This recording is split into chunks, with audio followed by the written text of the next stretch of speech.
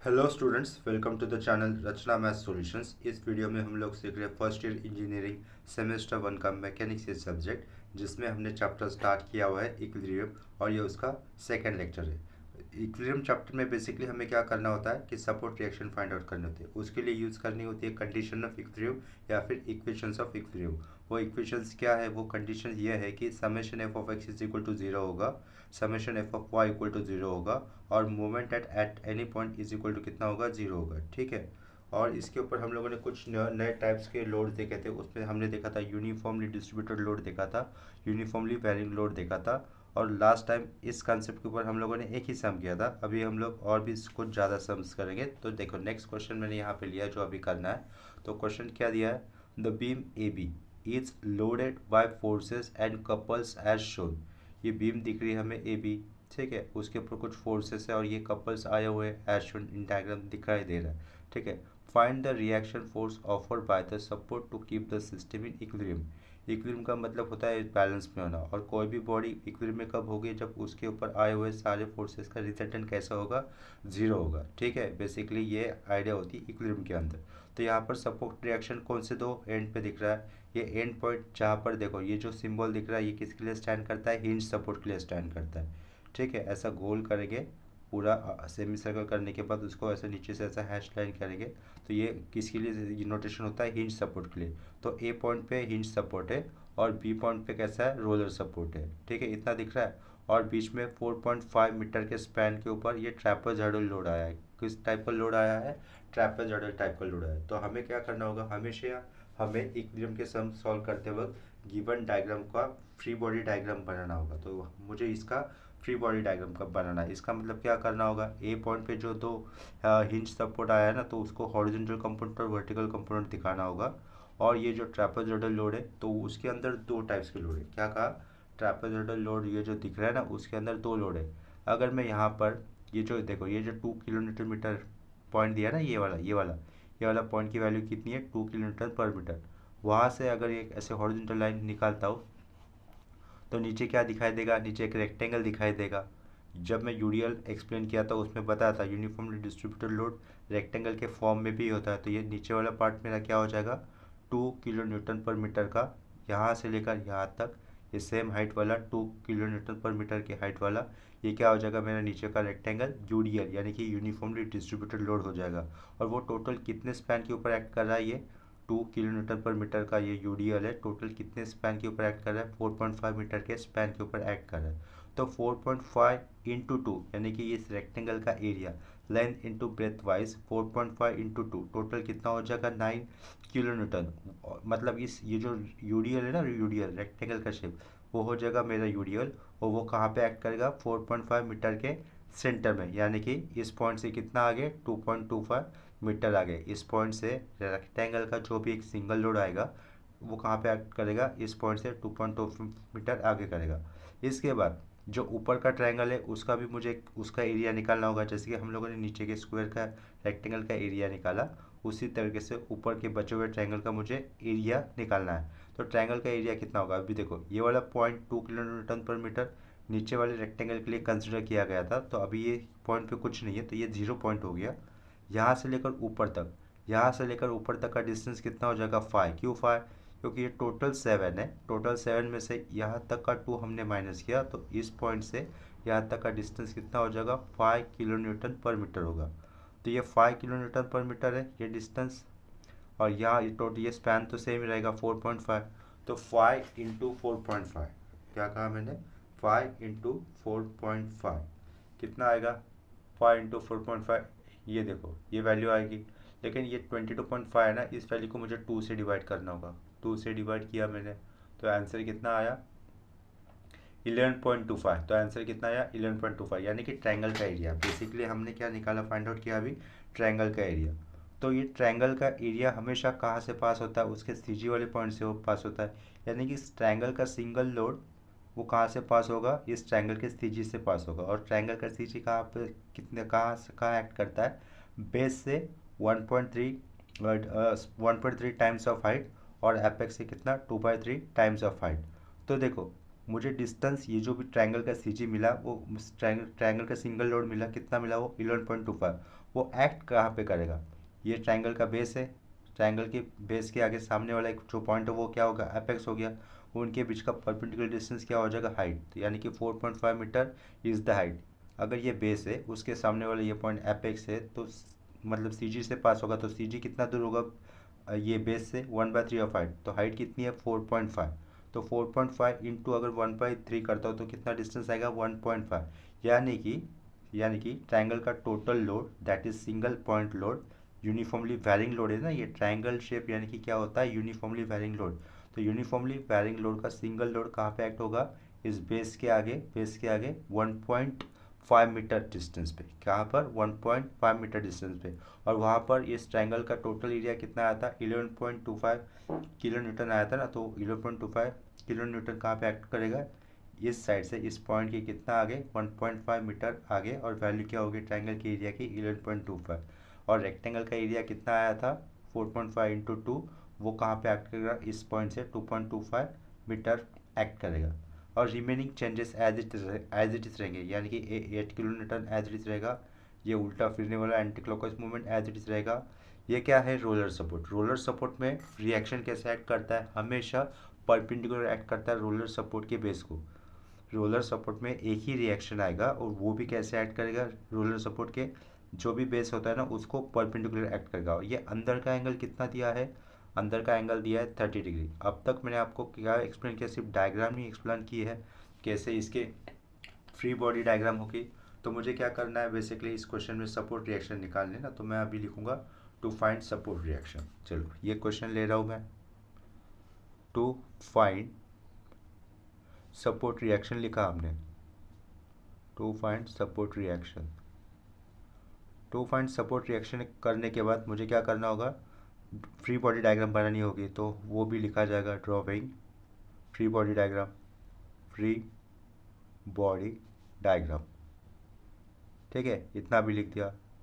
Free body diagram बनाने, इसका मतलब क्या बनाना है, ये जो रेक्टेंगल दिख रहा है ना, ये जो पेंसिल से मैंने हाईलाइट किया था, ये जो रेक्टेंगल दिख रहा है उसका मैं सिंगल पॉइंट लोड बनाऊंगा। वो कहाँ पे एक्ट करेगा, 4.5 इंटू 2, यानी कि 4.5 का डिस्टेंस, आधा डिस्टेंस कितना होगा 2.25। इस पॉइंट से 2.25 मीटर राइट साइड की तरफ सिंगल लोड एक्ट होगा इस रेक्टेंगल के एरिया वाला, दैट इज 9 किलो न्यूटन। और ट्रायंगल का एरिया कितना आया था 11.25 आया था। इस पॉइंट से बेस के आगे सी जी होगा ना 1.3 मीटर डिस्टेंस, तो यहाँ से 1.5 मीटर डिस्टेंस आगे इस पॉइंट से 11.25 ये जो ट्रायंगल का एरिया है वो उतना सिंगल लोड पास होगा। यहाँ पर हम लोग एच ए और वी ए दिखाएंगे, क्योंकि हिंज सपोर्ट पे दो रिएक्शंस होते हैं, और रोलर सपोर्ट उसके बेस को एक परपेंडिकुलर आया हुआ दिखाएंगे, और बाकी के सारे चेंजेस एज इट इज हो गए। ठीक है, तो देखो ये जो डायग्राम है, इस डायग्राम के लिए सिर्फ डायग्राम देखो, डायग्राम इंपॉर्टेंट है। इस डायग्राम का फ्री बॉडी डायग्राम, इस डायग्राम का फ्री बॉडी डायग्राम इस तरीके से होगा। मैंने यहाँ पर ऑलरेडी बना दिया है, देखो ये एच ए वी ए दिखाया, ये 4 किलो न्यूटन का clockwise movement as it is दिखाया, ये 1 मीटर, ये 1 मीटर है। इस पॉइंट से ट्रायंगल का एरिया कितना आता है 11.25 आया था, तो 1.5 मीटर आगे, क्योंकि बेस से आगे रहेगा ना सी जी।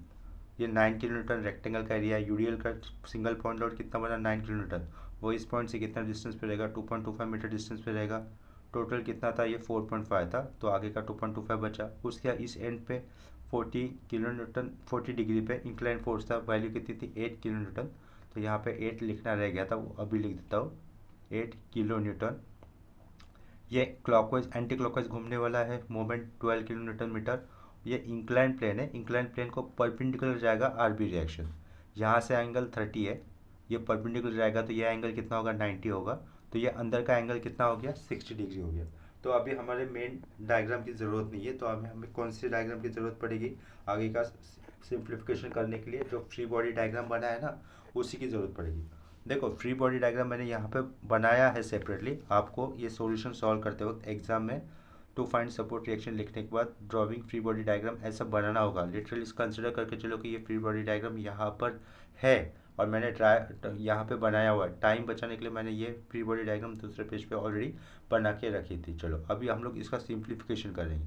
ठीक है, यहाँ पर फ्री बॉडी डायग्राम है, मान के चलो यहाँ पर डायग्राम बनाया हुआ है मैंने, जो कि मैं यहाँ पर इस पेज पे दिखा रहा हूँ।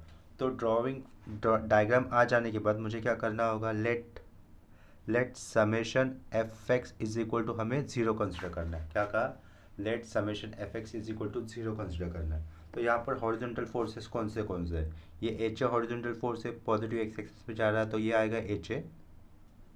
ये देखो ये 8 किलो न्यूटन का force negative axis x axis पे एक्ट कर रहा है, तो वो कितना होगा, थर्ड क्वाड्रेंट में जा रहा है, तो ये -8 cos 40। ये आर बी कौन से क्वाड्रेंट में जा रहा है, सेकंड क्वाड्रेंट में जा रहा है। सेकंड क्वाड्रेंट में कॉस कैसा होता है, निगेटिव होता है, तो माइनस आर बी कॉस कितना होगा 60 क्यों, क्योंकि इस आर बी के लाइन ऑफ एक्शन का एक्स एक्सिस के साथ कितना एंगल बना है, 60 डिग्री बना है ना। देखो डायग्राम को ऑब्जर्व करो, और कोई उसके अंदर कोई हॉरिजॉन्टल फोर्स है क्या, देखो ये हॉरिजॉन्टल था, ये हॉरिजॉन्टल फोर्स था, और ये इसका आर बी का हॉरिजॉन्टल कंपोनेंट आएगा, ये सेकंड क्वाड्रेंट में जा रहा है, तो इसके अलावा कोई हॉरिजॉन्टल फोर्स नहीं, तो इतना ही काम हो गया। इसके आगे कितना लिखेंगे, जीरो लिखेंगे। इतना समझ में आ रहा है। तो देखो यहाँ पर एच ए अननोन है, माइनस आर बी कॉस 60 लिखा, ये अननोन है। राइट साइड में क्या पुट करता हूँ, 8 cos 40, ठीक है, इतना पुट किया हुआ, समझा। तो 8 cos 40 की वैल्यू कितनी आती है, कैलकुलेट करके रखता हूँ। 8 cos 40 6.12, लेकिन आगे वाला नंबर 8 होने के कारण 6.13 लिख देंगे, राउंड अप कर दिया दूसरे डिजिट को, तो 6.13 लिखा। ये रहेगा H A minus R B cos 60, ठीक है, ये इक्वेशन 1 बना के रखा। उसके बाद डायग्राम है अपने पास, क्या करेंगे अभी, and summation F Y is equal to zero ही होगा, राइट। सारे वर्टिकल कंपोनेंट का एडिशन कितना लेना है, अभी मुझे जीरो कंसिडर करना है। तो उसके अंदर वर्टिकल फोर्सेस, ये वी ए ऊपर की तरफ जाएगा, वी ए माइनस नीचे की तरफ क्या आ रहा है, 11.25 लिखा, माइनस ये 9।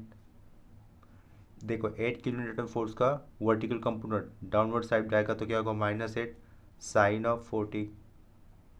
आर बी का vertical component plus R B sine 60 is equal to zero. इसके अलावा कोई वर्टिकल कंपोनेंट है क्या, ये वी ए लिया, ये 11.25 वर्टिकली डाउनवर्ड, -9 वर्टिकली डाउनवर्ड होने के कारण 8 किलो न्यूटन भी वर्टिकली डाउनवर्ड रहेगा, -8 साइन 40 होगा, और यह आर बी साइन 60, ठीक है। यहाँ पर अननोन कौन है, ये V A plus R B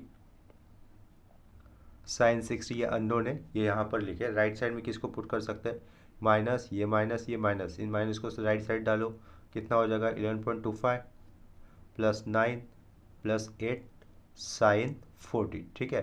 तो राइट साइड में जो भी आता है उसको कैलकुलेट कर देते हैं, और लेफ्ट साइड का एज इट इज रहेगा, V A plus R B sine 60 is equal to, right side का कैलकुलेट कर देता हूँ, देखते हैं कितना आता है, 11.25 प्लस 9 प्लस 8 साइन 40। तो वो करने पर उसकी वैल्यू आती है हमें 25.39, तो लिखा 25.39। ये हो गया मेरा इक्वेशन नंबर 2। इसके बाद क्या कंडीशन थी, summation of moment of all forces at any point is equal to zero. तो लेट लिखा हमने, summation of moment of all forces about point में ए ले लेता हूँ, इज इक्वल टू कितना लिखा, जीरो लिखा। अभी देखो ये डायग्राम है अपने पास, ये डायग्राम को देखना है, सिर्फ डायग्राम को देखना है। सारे फोर्सेस हम मोमेंट ले रहा हूँ, अबाउट पॉइंट ए ले रहा हूँ, इक्वल टू जीरो होगा। एच ए और वी ए पॉइंट से जा रहे हैं, तो उनका मोमेंट जीरो होगा। ये रेडीमेड आया हुआ मोमेंट कैसा दिख रहा है, क्लॉकवाइज दिख रहा है ना, जिसकी वैल्यू कितनी है 4, तो ये +4 लिखा। 11.25 ये 11.25 किलो न्यूटन का फोर्स अबाउट पॉइंट ए कैसे घूमेगा, क्लॉकवाइज घूमेगा, तो उसका डिस्टेंस कितना है, ये 1 और ये 1, और इन दोनों में ऐड किया हुआ 1.5, यानी कि 11.25 किलो न्यूटन फोर्स का लाइन ऑफ एक्शन ए से कितना दूरी पर है, 1 + 1 + 1.5, यानी कि 3.5। ये 4 का कैसा होगा, ये रेडीमेड आया हुआ है, इसका डिस्टेंस नहीं, ये डायरेक्टली का 4। इसका नीचे कैसा होगा, क्लॉकवाइज, क्योंकि 11.25 अबाउट पॉइंट है, क्लॉकवाइज घूम रहा है, तो प्लस 11.25 इंटू 3.5, ये हो गया डिस्टेंस, प्लस 9 किलो न्यूटन का फोर्स अबाउट पॉइंट है, डिस्टेंस कितना होगा, 1 + 1 2 और 2 + 2.25, यानी कि 4.25 into 4.25, plus 8 kilo newton force को अगर मैं रिजॉल्व कर दूँ, तो उसका एक्स कंपोनेंट ए पॉइंट से जाएगा, जिसका मोमेंट नहीं आने वाला।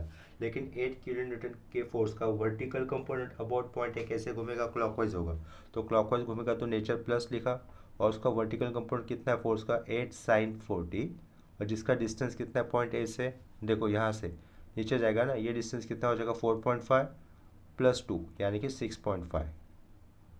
ये रेडीमेड आया हुआ मोमेंट दैट इज़ माइनस लिखना होगा -12। यहाँ तक क्लियर है, ये इतना लिखा हुआ सब कुछ। उसके आगे क्या करेंगे, आरबी को अगर मैं इस पॉइंट पे रिजॉल्व करूँगा, आरबी के इंक्लाइन है ना, तो आरबी का दो कंपोनेंट होगा, एक तो एक्स कंपोनेंट होगा जो कि ए पॉइंट से पास होगा, और वर्टिकल कंपोनेंट उल्टा घूमेगा, एंटी क्लॉकवाइज घूमेगा। तो कंपोनेंट रहेगा ना वो आरबी का -RB sin 60 इंटू यहाँ से इस पॉइंट तक का डिस्टेंस कितना होगा, देखो ये 2, ये 4.5, 6.5, 2, 8.5, 8.5 और ये 2.5, कितना हो जाएगा 11। 8.5 प्लस 2.5 कितना हो जाएगा 11, यानी कि आरबी का vertical component upon point A का डिस्टेंस कितना है 11 इज इक्वल टू 0। आप लोग क्या कर सकते हो, ये आरबी साइन 60 इंटू 11 को राइट साइड ले लो, is equal to RB sine 60 into 11 को कहाँ पे रखा, राइट साइड में लिख लिया। और ये लेफ्ट साइड का जो भी नंबर दिख रहा है ना उसको कैलकुलेट कर देते हैं, ये लेफ्ट साइड का जो भी नंबर दिख रहा है उसको कैलकुलेट कर देते हैं, देखते हैं कितना आता है। 4 plus 11.25 into 3.5 plus 9 into 4.25 plus 8 sine 40 into 6.5 -12। ठीक है, ये लेफ्ट साइड का सब कुछ कैलकुलेट किया, जिसकी वैल्यू कितनी मिली मुझे 103.0499, यानी कि 103.05 लिख देता हूँ, 103.05 लिख दिया। एक बार इसको वापस कैलकुलेट करके देखता हूँ कि सारे एलिमेंट सही डाले थे कि नहीं। यहाँ पर कैसे पे 4 plus 11.25 into 3.5 plus 9 into 4.5 plus 8 into sine 40 into 6.5 -12। ठीक है, कैलकुलेट किया, सही है। नेक्स्ट स्टेप में आरबी कैसे निकाला जाएगा, therefore R B is equal to 103.05 upon में क्या आएगा sine 60 into 11 is equal to, यहाँ से मुझे क्या मिल जाएगा, आरबी की वैल्यू मिल जाएगी। तो आरबी की वैल्यू देखो यहाँ से कितनी मिल रही है 103.05 अपॉन का साइन 60 अपॉन का ये लिखा साइन 60 इंटू 11, तो 10.817 है ना, तो उसको मैं 10.82 लिख सकता हूँ, 10.82 लिख दिया। आरबी हमें मिला, आरबी कितना मिला हमें 10.82। ये आरबी यूज़ कर मैं देखो फ्रॉम इक्वेशन टू से क्या निकाल सकता हूँ, वी निकाल सकता हूँ, और फ्रॉम इक्वेशन वन से हम लोग क्या निकाल सकते हैं, एच निकाल सकते हैं। तो वह कैसे आया क्या आया ये दिखाने की ज़रूरत नहीं है, directly from equation one and equation two we can write the value of V and H A. Therefore ऐसा लिखा from equation two we get, ठीक है, ये डायरेक्टली लिखा, क्या मिलेगा इक्वेशन टू से मुझे डायरेक्टली वी मिलेगा। From equation two we get मैंने यहाँ पे लिखा है from equation two we get V A.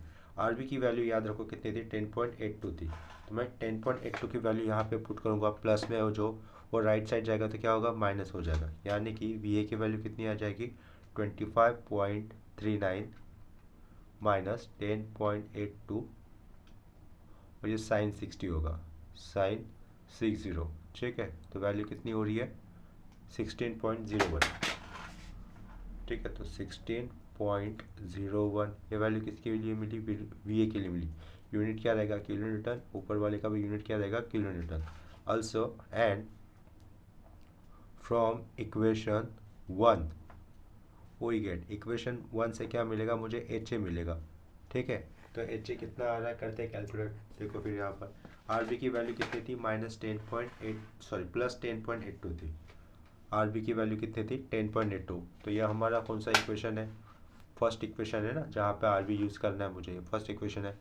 Minus 10.82 right side जाएगा तो क्या होगा प्लस 10.82 हो जाएगा, तो 6.13 प्लस 10.82 बाजू में क्या हो उसके cos 60 ब्रैकेट क्लोज।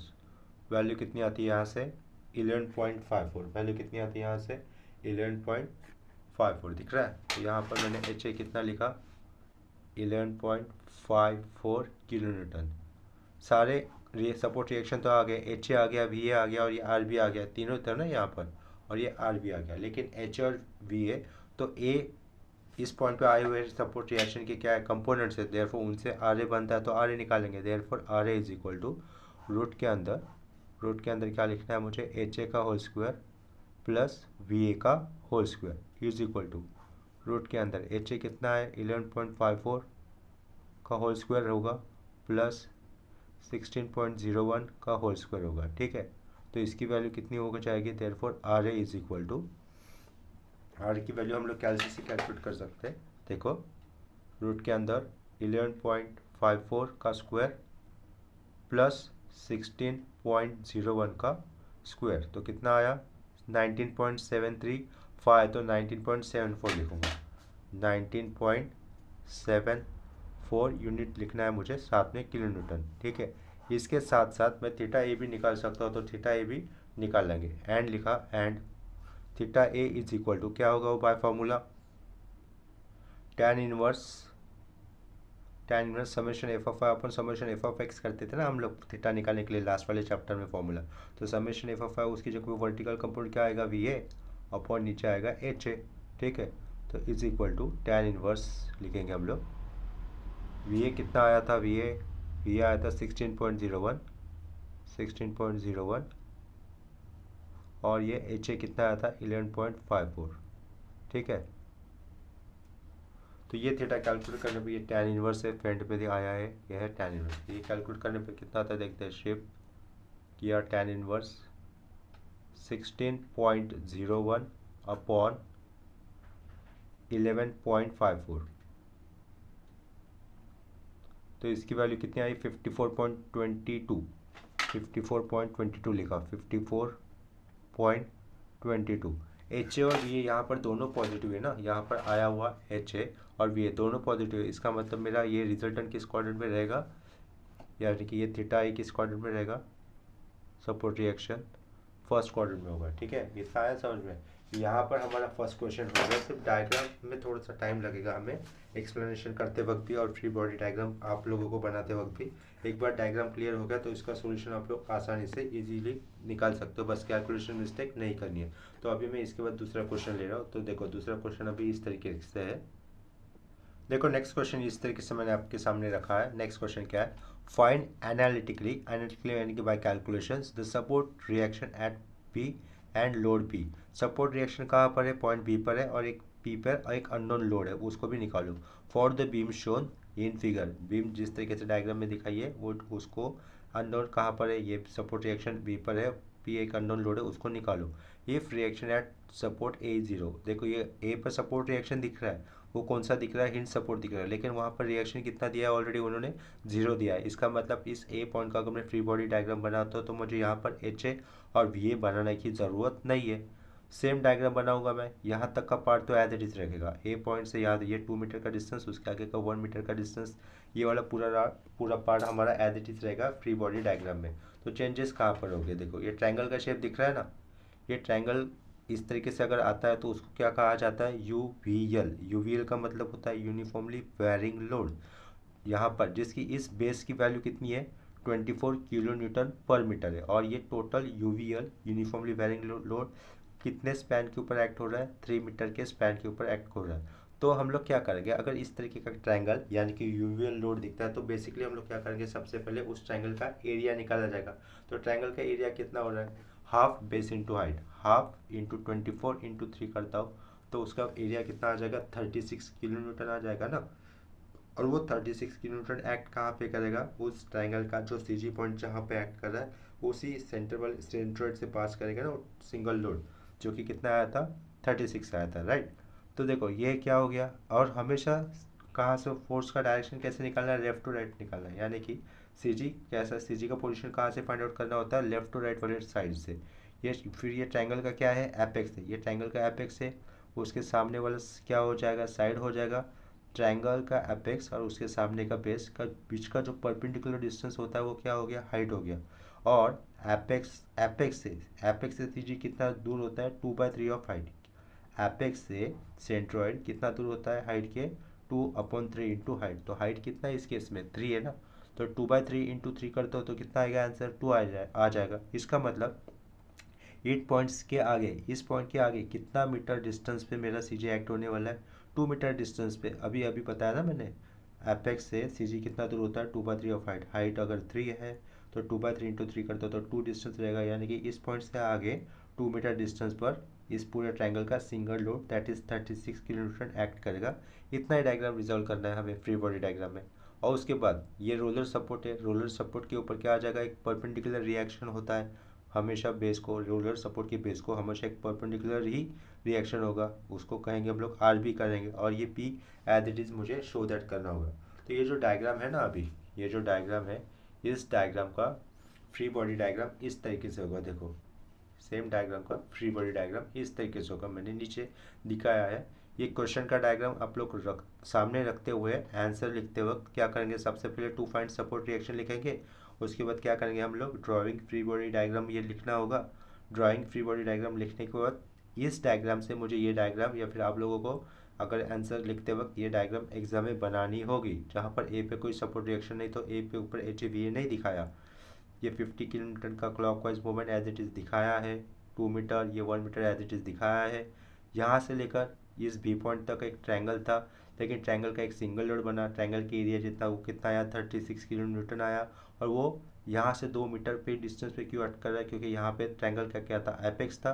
तो एपेक्स से सी जी कितना दूर होता है 2/3 ऑफ हाइट होता है, तो वो यहाँ से कितना डिस्टेंस आया 2 मीटर डिस्टेंस आया। इतना आने के बाद यहाँ से 1 metre distance as it is रहेगा बी तक, क्योंकि टोटल यहाँ से 3 है ना। उसके बाद आर बी रिएक्शन दिखाया, और आर बी के आगे 1 मीटर डिस्टेंस पे क्या है, ऊपर से आया हुआ पी लोड है। ये आप लोगों को फ्री बॉडी डायग्राम समझा होगा। तो अभी इसका हम लोग सॉल्यूशन निकालते हैं। क्या करना है, सिर्फ सपोर्ट रिएक्शन एट बी निकालना है और ये लोड पी फाइंड आउट करना है, ठीक है। तो इस क्वेश्चन का सॉल्यूशन करने के लिए अभी मेन क्वेश्चन की ज़रूरत नहीं, सिर्फ ये फ्री बॉडी डायग्राम की ज़रूरत है। तो यहाँ पर कैसे लिखूँगा, शुरुआत कैसे की जाएगी इसके लिए, टू फाइंड सपोर्ट रिएक्शन, ठीक है। टू फाइंड पूरे चैप्टर में इक्विलिब्रियम में हमें स्टार्ट टू एंड तक सपोर्ट रिएक्शन निकालने। सिर्फ ये अभी बीम के सम है, बीम के सम होने के बाद कनेक्टेड बॉडीज के सम आ जाएंगे, टाइप ऑफ सम चेंजेस हो जाएंगे। टू फाइंड सपोर्ट रिएक्शन, ठीक है, ये लिखा मैंने टू फाइंड सपोर्ट रिएक्शन। उसके बाद कौन सी स्टेप होगी, ड्राइंग फ्री बॉडी डायग्राम, ये लिखा drawing free body diagram, free body diagram. ये आप लोगों के सामने जो फ्री बॉडी डायग्राम यूज़ होना है उसको मैंने ऑलरेडी दिखाया है, तो इसलिए मुझे अलग से फ्री बॉडी डायग्राम बनाने की ज़रूरत नहीं। लेकिन आप लोगों को इस तरीके की डायग्राम आंसर कर लिखते वक्त बनानी होगी। अभी फ्री बॉडी डायग्राम को अगर हम लोग नोटिस करते हैं तो यहाँ पर क्या हमें कहीं हॉरिजॉन्टल कंपोनेंट फोर्स का दिखता है क्या, कहीं पर भी नहीं दिख रहा है। तो हम लोग summation F of X is equal to 0 ये लिखने की कोई ज़रूरत है ही नहीं, क्योंकि इस पूरे फोर्स सिस्टम के अंदर हॉरिजॉन्टल फोर्स आया ही नहीं है।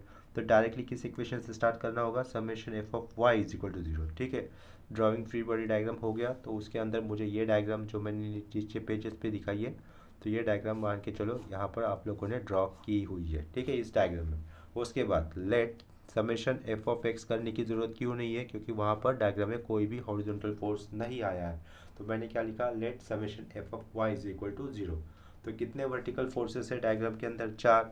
ये 10 किलोमीटर का, ये 36 किलोमीटर का, दोनों नीचे जा रहे हैं तो उनका नेचर कैसा होगा, नेगेटिव। तो ये -10 लिखा, -36 लिखा। आर भी ऊपर की तरफ जा रहा है तो प्लस आर भी होगा, और पी नीचे जा रहा है तो -p होगा, इज इक्वल टू 0। तो यहाँ से अननोन कौन है, R B minus P unknown है ना, तो उसको कहाँ पर लिखेंगे हम लोग, लेफ्ट में लिखेंगे, ठीक है। और राइट में क्या लिखूंगा, ये कांस्टेंट वाले जाएंगे, तो therefore R B minus P is equal कितना हो जाएगा, ये हो जाएगा 46, इसको दिया नंबर 1। इसके बाद क्या करना है, मुझे मोमेंट लेना है, मोमेंट एट एनी पॉइंट लेना है, ठीक है, कौन सा भी पॉइंट चलेगा। लेकिन आप मोमेंट ऐसे पॉइंट पे लेना कंसिडर करो कि जहाँ पर कोई एक आध फोर्स 0 होता हो। तो मोमेंट में पॉइंट सी भी ले सकता हो, क्योंकि C P A force point C से जा रहा है तो उसकी वैल्यू 0 हो जाएगी। या फिर मोमेंट एट पॉइंट में बी भी ले सकता हो, अगर बी लेता हो तो ये आर बी पॉइंट से जाता है तो उसका मोमेंट 0 हो जाएगा, ठीक है। तो मैं यहाँ पर मोमेंट एट पॉइंट बी ले रहा हूँ। आप कोई भी पॉइंट ऐसा कंसिडर कर सकते हो जहाँ से कोई अननोन फोर्स जा रहे हो, या फिर मैक्सिमम अननोन फोर्स जा रहे हो। मोमेंट के लिए ऐसा पॉइंट सेलेक्ट करना होता है, ठीक है।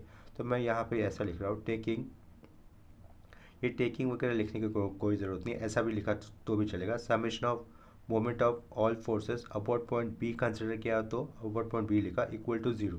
ठीक है, तो सारे फोर्सेस का मोमेंट मुझे कंसिडर करना है कहाँ पर, एट पॉइंट बी पर। तो ये रेडीमेड आया हुआ, रेडीमेड यानी कि ऑलरेडी सिस्टम के अंदर आया हुआ मोमेंट दिख रहा है, that has value 50 kilo newton metre. तो पहले वो लिखी हमने 50। ठीक है, उसके बाद ये 10 किलो न्यूटन का फोर्स अबाउट पॉइंट बी कैसे घूमेगा, उल्टा घूमेगा ना, अबाउट पॉइंट बी घुमाना ना इस 10 किलो न्यूटन के फोर्स को, तो वो उल्टा घूमेगा। और इस 10 किलो न्यूटन के फोर्स का लाइन ऑफ एक्शन कितना है पॉइंट बी से, ये 1, ये 2 और ये 1, दैट इज़ 4 मीटर। ठीक है, तो -10 × 4 होगा, -10 × 4 लिखा। उसके बाद ये 36 किलो न्यूटन का फोर्स भी अबाउट पॉइंट बी कैसे घूम रहा है, उल्टा घूम रहा है, तो -36 × 1, सिंपली -36 × 1। आर बी का मोमेंट आएगा ही नहीं अबाउट पॉइंट बी, क्योंकि परपेंडिकुलर डिस्टेंस कोई है ही नहीं। क्यों, क्योंकि आर बी फोर्स का line of action point B से ही पास हो रहा है। आफ्टर दैट पी फोर्स, ये P load about point B कैसे घूम रहा है, क्लॉकवाइज घूम रहा है, तो उसका नेचर कैसा होगा, प्लस, और उसका पी इस लोड के लाइन ऑफ एक्शन का बी से डिस्टेंस कितना है, 1 है, तो पी × 1 तो प्लस आएगा, लेकिन प्लस पी × 1, प्लस क्यों, क्योंकि P load about point B कैसे घूम रहा है, clockwise, P × 1 is equal to 0। इतना करने के बाद अननोन कौन है, सिर्फ अननोन पी है, जो नोन वैल्यूज है वो कहाँ पे जाएगी, राइट साइड जाएगी, तो फिर लेफ्ट में क्या रहेगा, पी इज इक्वल टू, ये 50 राइट साइड जाएगा तो माइनस होगा, बिफोर दैट -10 × 4 -40, राइट साइड जाएगा तो +40, -36 × 1 +36 राइट साइड जाने पर, तो +36 लिखे, और ये +50 उधर जाएगा तो -50। इन सबको अगर हम लोग सिंप्लीफाई करते हैं तो यहाँ से p की वैल्यू आ जाएगी। देखो p की वैल्यू कितनी हो जाएगी, -50 है वो, 76 - 50, यानी कि 76 - 50 करने पर कितना आएगा, 26। ठीक है, ये लिखा 26। यूनिट क्या थे इसके डायग्राम में, किलो न्यूटन थे, तो यहाँ पर मुझे किलो न्यूटन लिखना है, ये p आ गया। और इक्वेशन 1 से मुझे आर भी मिल जाएगा। देयरफॉर डायरेक्टली ऐसा लिखूंगा, from equation 1 we get, p कितना आया, -26 उधर जाएगा तो कितना हो जाएगा, आर बी की वैल्यू कितनी होगी, 46 + 26, 46 + 26 is equal to 72। R B कितना मिला हमें, 72 किलो न्यूटन। ठीक है, ये दोनों फोर्सेस की रिएक्शन ही पूछने थे ना उन्होंने, आर बी और लोड एट पी, तो इतना हो गया। इसके बाद हम लोग अभी नेक्स्ट क्वेश्चन करते हैं। देखो नेक्स्ट क्वेश्चन इस तरीके से है हमारे पास। देखो नेक्स्ट क्वेश्चन में क्या दिया है, determine the reactions develop in the cantilever beam as shown in figure. ये जो बीम दिख रही है ना आप लोग को, बीम ए बी, ये क्या है, इस बीम का नाम क्या है, कैंटिलीवर बीम। तो इसके ऊपर जो सपोर्ट रिएक्शन है वो निकालो। कैंटिलीवर बीम मतलब क्या होता है, देखो मान के चलो कि ये, अगर ये इसको नेल बोल रहा हूँ, नेल, ये जो मेरे हाथ पे पेन पकड़ा है ना मैंने, अगर ये नेल है, नेल यानी कि दीवार में अगर मैं इसको फिक्स कर देता हूँ इस नेल को, या फिर लंबा सा कोई बीम है, ये मान के चलो ये हाथ है मेरा दीवार, ये दीवार में मैंने ऐसे इस नेल को या फिर इस डंडी को फिक्स कर दिया। हम लोग कोई अगर जैकेट वगैरह लिखता है, गाँव में देखा रहेगा ना आपने, इस टाइप का एक बड़ा सा ऐसा हुक रहेगा लंबा सा, तो उसके ऊपर कुछ भी रखते हैं ना हम लोग। तो अगर ये बीम टाइप कुछ है, मटेरियल है बीम टाइप यानी कि सलिए जैसा, उसको हम लोगों ने दीवार में फिक्स करके रखा है, तो उस टाइप के सपोर्ट को क्या कहा, उसको क्या कहेंगे फिर हम लोग, कैंटिलीवर बीम रहेंगे। कैंटिलीवर बीम यानी कि एक ही टाइप से फिक्स किया हुआ, एक एंड से फिक्स किया हुआ। तो ये क्या होता है ना, कि मैं इसको आगे कर सकता हूँ ना आगे पीछे, ये आगे पीछे इसको रोटेट कर सकता हूँ, या इसको रोटेट भी नहीं कर सकता और आगे पीछे मूव भी नहीं कर सकता, यानी कि ये इसका समेशन f(x) 0 होगा, क्योंकि आगे पीछे, आगे नहीं जाएगा, पीछे नहीं जाएगा, ऊपर नहीं जाएगा या फिर नीचे नहीं जाएगा, इसका मतलब समेशन f(y) भी 0 होगा।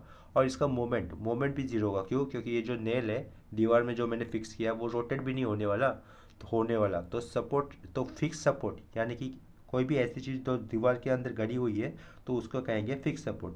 जो फिक्स सपोर्ट रहेगा उसके अंदर 3 रिएक्शंस आएंगे। क्या कहा, फिक्स सपोर्ट के ऊपर 3 रिएक्शन रहेंगी। कौन सी, हॉरिजॉन्टल समेशन HA रहेगा, VA होगा, और उस पॉइंट पे मोमेंट भी होगा। क्या होगा, उस पॉइंट पे मोमेंट भी होगा। हिंज सपोर्ट पे कितनी रिएक्शंस होती है, 2 ही रिएक्शन होती है, हॉरिजॉन्टल कंपोनेंट और वर्टिकल कंपोनेंट की। लेकिन फिक्स सपोर्ट के ऊपर कितनी रिएक्शंस होगी, 3 होगी। HA आएगा, VA आएगा और मोमेंट एट पॉइंट A आएगा, अगर उस पॉइंट का नाम A है तो। ठीक है, तो ये कैंटिलीवर बीम है, A पॉइंट पे उसको फिक्स सपोर्ट मिल रहा है, ये दीवार में ऐसा फिक्स हो गया है ये। इसका मतलब इस सम में ए पॉइंट पे कितने रिएक्शंस आने वाले, 3 रिएक्शन, एक तो एच ए होगा, वी ए होगा और मोमेंट एट पॉइंट ए, क्योंकि ये फिक्स सपोर्ट वाला पॉइंट है ए इस डायग्राम में। उसके बाद 2 मीटर के स्पैन के ऊपर कितना, ये 2 मीटर स्पैन के ऊपर 10 किलो न्यूटन मीटर का ये क्या आया है, यूडीएल। क्या कह रहा हूँ मैं, यूडीएल। यूडीएल यानी कि यूनिफॉर्मली डिस्ट्रीब्यूटेड लोड। तो ये 10 किलो न्यूटन का पर मीटर ये वाला लोड कितने स्पैन के ऊपर एक्ट कर रहा है, 2 मीटर। तो इसका टोटल लोड कितना हो जाएगा, 10 × 2, 10 × 2 कितना हो जाएगा, 20। और वो 20 किलो न्यूटन का पॉइंट लोड बन जाएगा। वो कहाँ पे एक्ट करेगा, इस 2 मीटर के स्पैन के एग्जैक्टली सेंटर पर। ठीक है, ये बाकी वाले पार्ट एज इट इज रह गए। तो इस सम का, इस ये वाले डायग्राम का फ्री बॉडी डायग्राम देखो इस तरीके से बन जाएगा। उसका डायग्राम, फ्री बॉडी डायग्राम इस तरीके से बन जाएगा। देखो,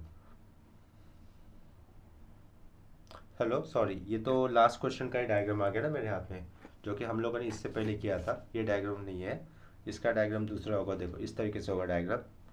ए पॉइंट पे क्या आएगा, एच ए वर्टिकल कंपोनेंट, और मूवमेंट मैंने एंटी क्लॉकवाइज वाले डायरेक्शन में ले लिया। आप इसको क्लॉकवाइज भी डायरेक्शन सेलेक्ट कर सकते हो, आपकी चॉइस है, लेकिन मैंने यहाँ पर मूवमेंट उल्टा वाला सेलेक्ट किया है, एंटी क्लॉकवाइज वाला। एच ए वी ए, उसके बाद 1 मीटर डिस्टेंस। क्यों 1 मीटर डिस्टेंस, क्योंकि ये 20 किलो न्यूटन का फोर्स बना था ना पर सिंगल पॉइंट लोड, वो कहाँ पे एक्ट करेगा, 2 मीटर के एग्जैक्टली सेंटर पे। तो यहाँ से 1 मीटर पर 20 किलो न्यूटन का फोर्स लिखा, उसके आगे 1 मीटर यानी कि टोटल 2 मीटर का डिस्टेंस कवर होने पर उसके आगे एक सिंगल इंक्लाइन लोड था ना, that has value 20 kilo Newton which is inclined 60 degree. उसके आगे 1 मीटर डिस्टेंस पर 50 किलो न्यूटन का फोर्स, 15 किलो न्यूटन का फोर्स एट पॉइंट बी आ रहा है। इसका मतलब बाकी का डायग्राम हम लोगों ने एज इट इज़ लिखा है। तो इस डायग्राम को आने के बाद हम लोग, फ्री बॉडी आने के बाद हम लोग इसको अभी सिंप्लीफाई कर सकते हैं। यानी कि क्या निकालना है, support reaction at point A ही निकालना है बेसिकली। ठीक है, जहाँ पर 3 सपोर्ट रिएक्शन है, एच ए, वी ए और मोमेंट। इतना हो जाने के बाद सबसे पहले स्टेप क्या लिखनी होगी मुझे, टू फाइंड सपोर्ट रिएक्शन करना होगा। जो क्वेश्चन मैंने अभी दिखाया उसका सॉल्यूशन यहाँ पे कर रहा हूँ मैं। ये सिर्फ इस डायग्राम की ज़रूरत पड़ेगी। टू फाइंड सपोर्ट रिएक्शन क्या लिखेंगे हम लोग, to find support reaction. To find support reaction करने के बाद क्या करना है हमें, ड्राइंग लिखना है, free body diagram. Free body diagram, free body diagram करने के बाद क्या करेंगे हम लोग, डायग्राम आएंगे। तो यहाँ पे लिख देता हूँ डायग्राम, लिख देता हूँ ये डायग्राम, ये वर्ड लिख देता हूँ सिर्फ। डायग्राम ये वर्ड मैंने लिखा है, लेकिन इस डायग्राम इस वर्ड में आप लोगों को क्या कंसिडर करना है, ये जो डायग्राम में दिखा रहा हूँ ना मेरे हाथ में, वो वाला डायग्राम आप लोगों को कंसिडर करना है। तो इसके बाद देखो, इस डायग्राम में हॉरिजॉन्टल फोर्सेस है, ये एच ए, और ये 20 किलो न्यूटन फोर्स का इंक्लाइन फोर्स आएगा, that is acting in negative x direction, क्योंकि ये थर्ड क्वाड्रेंट में आया हुआ फोर्स है। तो उसका एक्स कंपोनेंट कैसे होगा, यहाँ पे ब्लू पेन यूज़ कर रहा हूँ क्योंकि वो जो ब्लैक वाला पेन है तो थोड़ा सा ठीक ठाक नहीं चल रहा, तो ये दूसरा पेन ले लिया मैंने। Let summation F X is equal to 0 किया हम लोगों ने। तो एच ए आएगा, एच ए -20 cos 60, और कोई इस हॉरिजॉन्टल फोर्स है क्या इस डायग्राम के अंदर, नहीं, तो इक्वल टू 0। तो एच ए रहेगा, ये 20 cos 60 आगे जाएगा। cos 60 कितना होता है, हाफ होता है, इसका मतलब एच की वैल्यू कितनी होगी, 10 किलो न्यूटन हो गई। ठीक है, इसको अंडरलाइन किया, एच मिल गया मेरे को। आफ्टर दैट अभी करेंगे V A, and V A is equal to, नहीं सॉरी वी ए नहीं, एंड लिखूंगा, and summation F Y is equal to 0 किया। एंड क्या करना है हमें, summation F of Y equal to 0। Diagram देखो यहाँ पर, वर्टिकल कंपोनेंट वी ए लिखा, ये -20 लिखा, इस -20 किलो न्यूटन का वर्टिकल कंपोनेंट आएगा -20 sine 60। After that -15 is equal to 0। ठीक है, कुछ फोर्स बचा है क्या, कोई नहीं बचा, सारे कंसिडर किए ना। इसका वर्टिकल कंपोनेंट सही लिया गया है, हम लोगों ने क्रॉस चेक करना है। तो यहाँ से डायरेक्टली मुझे वी ए मिल जाएगा। V A is equal to कितना होता है, ये जो सारी वैल्यूज है राइट साइड डालो, 20 + 20 साइन 60 + 15। ठीक है, राइट साइड में जाएंगे तो सारे प्लस हो जाएंगे, इज इक्वल टू, देयरफॉर यहाँ से भी मुझे डायरेक्टली वी ए मिल रहा है। तो वी ए की वैल्यू कितनी हो रही है, कैलकुलेट से कैलकुलेट कर लेते हैं, देखते हैं। 20 + 15 35 लिख देता हूँ डायरेक्टली, 35 + 20 साइन 60, 20 साइन 60, तो कितना आया आंसर, 52.32। वी ए मिला मुझे 52.32 किलो न्यूटन। ठीक है, इतना हो जाने के बाद अंडरलाइन किया इसको, इतना हो जाने के बाद मोमेंट एट एनी पॉइंट लेना है। क्या बोला? मोमेंट एट एनी पॉइंट लेना है। लेकिन मैंने क्या कहा था शुरुआत में ही, आप ऐसे पॉइंट पे मोमेंट लेना कंसिडर करो जहाँ पर मैक्सिमम अननोन हो। तो मैं यहाँ पर मोमेंट एट पॉइंट ए ले लेता हूँ। कहाँ पर? क्यों? क्योंकि यहाँ पर एच और वी है, ये दो अननोन्स है ना, तो मैं यहाँ पर मोमेंट एट पॉइंट ए ले लेता हूँ। तो क्या करूँगा, लेट लिखा हमने summation of moment of all forces about point A equal to 0 ले लिया।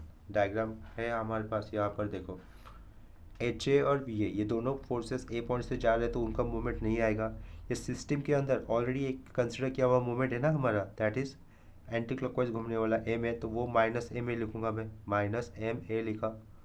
ये 20 किलोमीटर का फोर्स अबाउट पॉइंट एक ऐसा घूम रहा है क्लॉकवाइज, उसका डिस्टेंस कितना है ए पॉइंट से 1, तो 20 × 1 प्लस घूम रहा है तो प्लस प्लस घूम यानी कि क्लॉकवाइज घूम रहा है तो प्लस नेचर प्लस 20 × 1। ये 20 किलोमीटर इंक्लाइन फोर्स का हॉरिजॉन्टल कंपोनेंट तो एक ए से जाएगा, उसका मोमेंट नहीं आएगा, लेकिन जो वर्टिकल कंपोनेंट होगा अबाउट पॉइंट एक ऐसे घूमेगा क्लॉकवाइज, और डिस्टेंस कितना होगा उसका, उसके लाइन ऑफ एक्शन का ए पॉइंट से 2, तो प्लस 20 sin 60, ये फोर्स का वर्टिकल कंपोनेंट हो गया, इंटू 2 ये 15 कैसा घूम रहा है अबाउट पॉइंट एक क्लॉकवाइज घूम रहा है, प्लस 15 इंटू परपेंडिकुलर डिस्टेंस कितना है 3 इज इक्वल टू 0। ठीक है, तो यहाँ से ये माइनस एम है ना, तो माइनस एम में राइट साइड जाएगा तो क्या होगा, प्लस एम ए हो जाएगा। ठीक है, और ये हम लोग सब कुछ जो नंबर्स आए हैं लेफ्ट साइड के उसको कैलकुलेट कर देते हैं। वो नंबर क्या आ रहे हैं देखते हैं यहाँ पर, 20 × 1 20 लिखा, प्लस 20 sin 60 इंटू 2 प्लस 45। ठीक है, 99.64 यूनिट क्या होगा इसका, किलो न्यूटन मीटर रहेगा। यूनिट क्या रहेगा, किलो न्यूटन मीटर। ये यहाँ पर लिखा ना वैल्यू वाइज, इसके आगे क्या लिख सकता हूँ, देयरफॉर लिखा मोमेंट एट पॉइंट है 99.64 यहाँ पर किलो न्यूटन मीटर लिख दिया। ठीक है, ये हो गया हमारा फाइनल आंसर। यहाँ पर हम लोगों ने अभी इस लेक्चर में 3 क्वेश्चन किए। सेम कंसेप्ट के ऊपर आगे वाले लेक्चर्स में भी मैं बहुत सारे सम्स करवाऊंगा। तो अभी के लिए मैं यहाँ पर लेक्चर रिकॉर्ड करना स्टॉप कर देता हूँ। अगर आपको किसी कंसेप्ट में या फिर प्रॉब्लम में डाउट आ रहा है तो मुझे प्लीज़ कमेंट सेक्शन में इन्फॉर्म कर दो। वीडियो तो अगर आपको अच्छे लगते हैं तो उसको प्लीज़ लाइक भी कर दिया करो, अपने फ्रेंड्स में ये वीडियो की लिंक भी शेयर कर दिया करो, और चैनल पे नया है वो तो प्लीज़ सब्सक्राइब कर दिया करो। ठीक है, चलो अभी के लिए मिलते हैं, बाद में मिलते हैं। चलो बाय और टेक केयर।